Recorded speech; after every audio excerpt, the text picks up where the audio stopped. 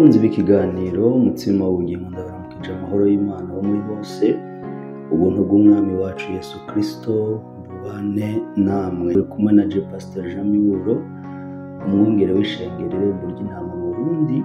Nije ngiye kubashikiriza kino kiganiro co kuri uyu munsi wa kabiri, itariki 25 z'ukwezi kwa kabiri muri 2025. Ndabibutse yuko turi mu kwezi ko kubaka ibicaniro kugira ngo ibicaniro bishobore kubomora ibicaniro byubatswe n'abandi bantu bikurikirana ubuzima bwacu. Kuva ku munsi w'ejo twaratanguye kurabira hamwe ingene dukwiye kubomora ibicaniro bidushira hasi, ibicaniro bitumanura, ibicaniro bitudegrada. Naco bituma rero n'uyu munsi tugiye gufata uyu mwanya wo kurabira hamwe ijambo ry'Imana riturongora, noneho kugira ngo twubake ibicaniro bisambura, ibicaniro bimanura ubuzima bwacu. Ndabibutse ko igicaniro ari ikibanza umuntu ahuriramo n'Imana, ishikanwa rikamubera ikimunywanisha n'Imana.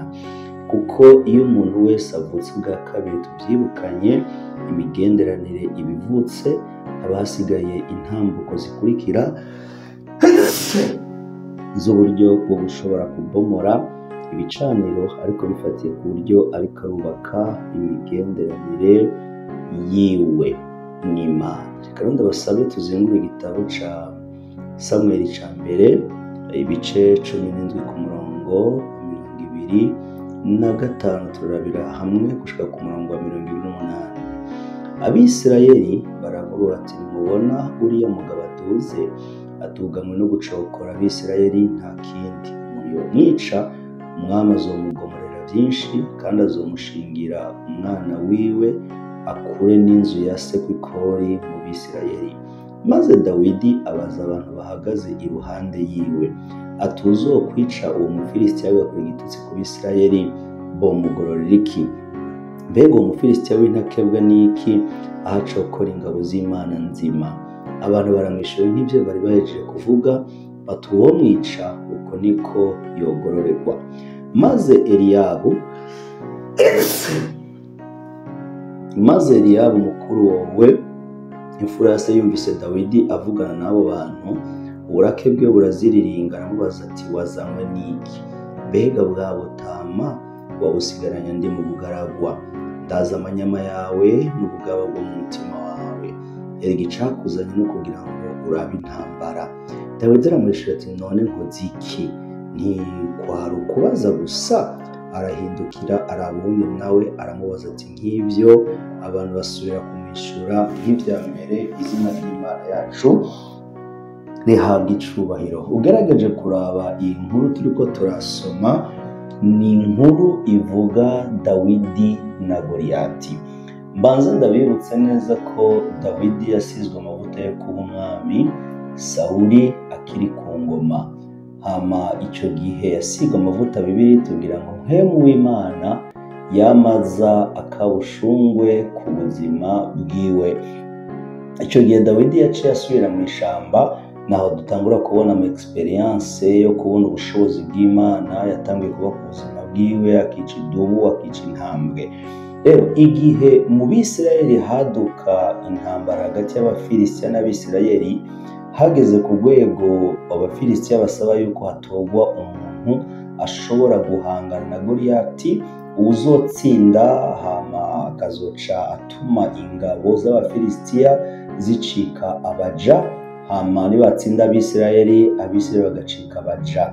Hama Bibiliya itubwira ko iyo ntambara yamaze imisi 40 biyamamura, Goliyati avuga ariko ata muntu n'umwe ashobora kumuhangara. Bibiliya itubwira ngo Esaya yashatse kumenya amakuru, yatumye Dawidi kuja ku rugamba. Dawidi agiye ku rugamba, ubanze mubyibuke neza yuko igihe yasigwa amavuta bene wabo ko ari ndwi bamukikuje barabibonye kandi baratahuye ko ari amavuta mugira ubwami. Ariko gerageza murabe iyi nyifato turiko turigira hamwe, iduhishurira ibicaniro bidushira hasi, ibicaniro bitumanura, ibicaniro bihisha icakoretse kuri twebwe n'ibyo dushobora gushobora mu buzima. turabona Dawidi amaze kugenda ku rugamba akumva umufilisitiya ariko ariyamamura. Bibiliya biratwereka neza ko Dawidi yabaye jene, atangura kubaza amakuru ati none umugabo uwo mwicaga buri gitutsi ku Bisirayeli vyavrebo muhembiki. Akibaza ayo majambo muri we yarumva ifuhe rifatiye ku cubero c'Imana, kubera ko mpwemu yari amaze kuaktiva ifuhe n'ishavu ryo gushobora gukura igitutsi ku Mana. Ariko ndashaka ndakwereke uburyo ibicaniro bitugwaye. Raba mwene wabo amajambo yabwiye Dawidi, yaramubwiye ngo ndazi amanyama yawe n'ubugaba bwo mu mutima wawe, icakuzanye ngaha nukuza kuraba urugamba, mbega bwabutama mwiyindi mvugo yakoresheje iki? Yamubwiye ati wewe uri zero ntaco ushobora, kuko ico upimirwa ku buzima bw'iwawe wategereza kuba uri nyuma y'ubutama, wategereza kuba uri nyuma y'intama. Ariko kuba wataye intama ukaza mu bintu by'abantu bakuru, wowe nta bushobozi ufise, ukaza mu bintu by'abantu bahambaye, ukaza mu bintu by'abantu b'abasirikare, nivyo ntataha. Ugerageje kuraba Memsi yari mukuru, ubanza uvyibuke ko kuri Dawidi hari ikintu cari carakoretse kitari gutuma arushirizaho gupimirwa ku butama, ahubwo basi minimum yategereza gupimirwa ku mavuta yarobanuye ubuzima bwiwe. Ariko biraboneka neza ko abo bantu aya mavuta batigeze bayaha agaciro, bakomeje kumupimira hehe? Ku butama. Ugerageje kuraba umuherezi kuja kuragira, biraboneka neza ko ari imbaraga zishira hasi. Ariko ugerageje kuraba na mukuru umuntu gusubira kudegrada umuntu akamupimira ku butama, zari imbaraga kandi zimushira hasi, kubera ko bamupimira kubiboneka. Ariko aramubwira ngo arashangashirwa. Ariko Dawidi ntiyashatse kugira iki, ntiyashatse guharira nawe, kubera yuko yaratahuye neza ko hari imbaraga ziko ziramushira hasi. Ukuri ko bigenda mu buzima bwacu. Hari igihe tubaho mu buzima ugasanga uyu munsi twarize amashure, ariko uyu munsi amashure yacu ego yaraduhaye competence n'ibindi bitandukanye, ariko ugasanga ubuzima bwawe bukomeza gupimirwa hehe? Mu kunanirwa, mu kutagira icuvamwo. Uyu munsi urashobora gusanga mu buzima bwawe waravutse ukaba imfura, ukaba uwa kabiri, ariko kubera yuko hariya mu muryango ivyo utarashobora, ukomeza gupimirwa mu kibanza co hasi. Kubera iki? Hariho imbaraga zituvuta, zidukurura, zidushira hasi. Izo ni ibicaniro mu buzima bwacu usanga bikubita ubuzima bwacu, ugasanga biratumanura.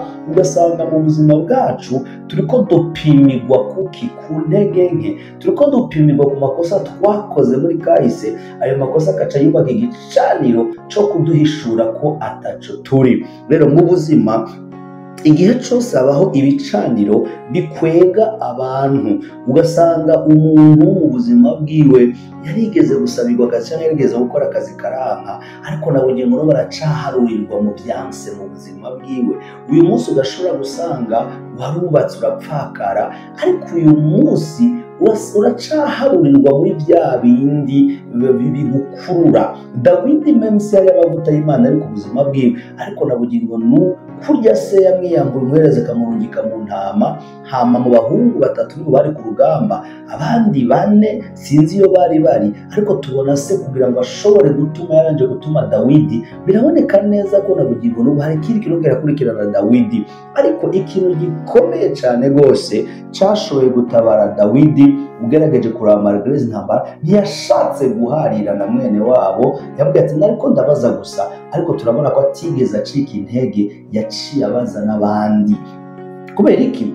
Bamubona nk'umuntu amerita kwiruka inyuma y'intama, ariko kandi Imana yari yamutoye nk'inyishu ishobora kuzanira icubahiro cayo, aho bari bamaze iminsi 40 bahangarwa canke bahangara n'Abafilisitiya.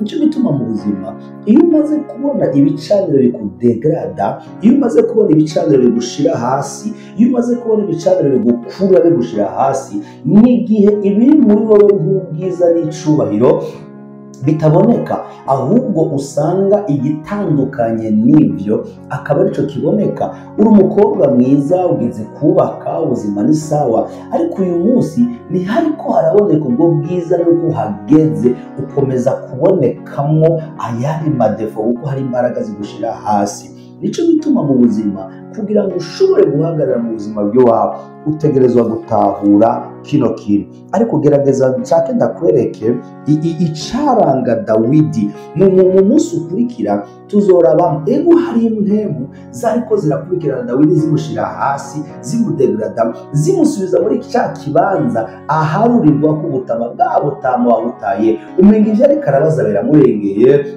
umenga ivyo ariko ararondera biramurengeye, ntiyobikora, umenga ntivyomubera, umenga ntivyomushobokera, umenga ubwo nibwo buzima usanga tubamwo, aho abantu baduharurira mu bindi bintu. Ugasanga uko biri kose uri umuntu mukuru mu muryango, ariko banatumiza n'inama, ukavuga kuko mutampamagaye, ngo none ngo twari kuguhamagara uterera iki? Ico kintu twari kuguhamagara uterera iki? Kubera iki? Hari ibicaniro bikudegrada. Ego urafise imyaka ikwiye, ego urafise ikibanza mu muryango cyo kuba imfura, ariko kubera ko hari ibicaniro bikumanura, ugasanga ngo twari kuguhamagara uterera iki? Ego data turabyumva, n'icahe ciyumviro wari kuzana, nayahe mafaranga wari guterera muri kibazo cyari gikenewe. Ugasanga n'ibintu bibabaza, ariko ugasanga hari imbaraga z'ibicaniro biriko biramanura ubuzima bw'iwawe. Ariko ugasenga ngo uhoraho Imana aguha imbaraga, wongere ubomore ivyo bicaniro biriko birakumanura mu kubaka ibicaniro bitegerezwa kuduza ubuzima bw'iwawe, mu kubaka igicaniro uhurirako n'Imana biciye mu gusenga, biciye mu kwisonzesha, biciye mu kurondera Imana. Ico gicaniro bakubera imbaraga ziduza ubuzima bw'iwawe. Ntukomeze kwemerera ivyo bicaniro bikumanura, oya, utegerezwa guhagarara ugatangura guhangana n'igicaniro kubera gushira hasi mu kukibomora. Ariko uburyo bwo kubomora ibicaniro ni uburyo bwo kubaka igicaniro gitegerezwa guhagararira ubuzima bw'iwawe. Mwami Imana guhumugisha, solution si kuba dekuraje, solution si kumanika amaboko, solution no gukora iyatitide nk'iya Dawidi, kumenya uburyo bwo kubaka ibicaniro bikuduza kugira ngo wime imbaraga ibicaniro biriko birakumanura. Ndashaka rero duhuze umutima n'inama, dusenge. Mana Data, turagushimiye imbabazi n'ubuntu bwawe, uduhaye amahirwe muri iki gitondo kugira ngo dushobore kuza imbere yawe. Ubu nabwo n'ubundi buryo buduhesha amahirwe yo gushobora kubaka igicaniro nk'uko ijambo ryawe riduhanura kandi ritwigisha, kuko iyi saa 11 y'igitondo twayigize igicaniro ku buzima bwacu, caho tuvyuka tukava mu gitanda, tukiyambura amashuka, tugashobora kuza guhurira kuri iki gicaniro kugira ngo tuganire, maze twubake amateka tuyubakiye kuri iki gicaniro. Inaco gituma na bugingo n'ubu nkomeza gusengera abana bawe ngo ukangure imitima yabo, ubatere intege kugira ngo babe abantu bahagurutse mu kubaka igicaniro. Nuko rero Mana, turagushimiye kuri uyu munsi. Hari ibicaniro biriko birakurikirana ubuzima bwa bene data, ibicaniro bashira hasi, kuko ibicaniro bishira hasi bihisha kapasite y'umuntu, bihisha kompetence y'umuntu, bihisha ubwiza bw'umuntu, ibyazi n'ibyo ashoboye n'ikibanza afise, bigahishura ikibanza co hasi Mwami kugira ngo ashigwe hasi. Naco gituma muri iri banga turiko turahishurwa ryo kubomora ibicaniro bidukurikirana mu kubaka ibicaniro bizamura ubuzima bwacu. Duhagararanye n'aba bene data mu izina rya Yesu, dusenga mu bushobozi bwa Yesu Kristo mu bapfuye, ngo ibicaniro byose biri kubimanura ubuzima bw'abantu, ibicaniro biriko birashira hasi abantu bawe, bibomogwe mu izina rya Yesu Kristo. Ukuri kurakangura imitima yabo, ukuri kurakangura inyota mu mitima yabo, nibwo buryo Mwami bariko barubaka ibicaniro, kandi ibicaniro bitegeza gucecekesha ibicaniro by'abadayimoni